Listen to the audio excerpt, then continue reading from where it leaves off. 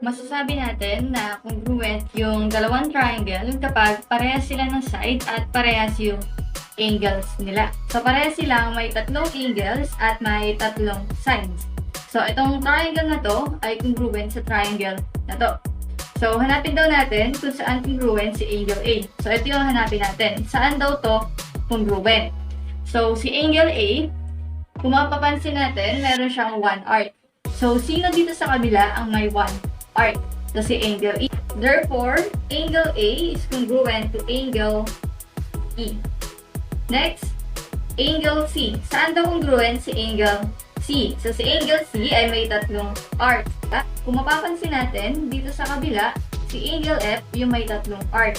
Therefore, si angle C ay congruent kay angle F. Next, si angle E daw, saan daw congruent?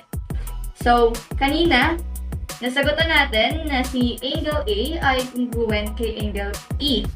Therefore, si angle E ay congruent kay angle A.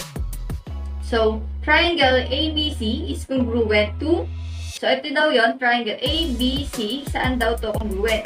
Siya ay congruent kay triangle DEF. Next, kanino daw congruent si line segment AB? So, ito yun. Ito. Yan. So, saan daw yan congruent?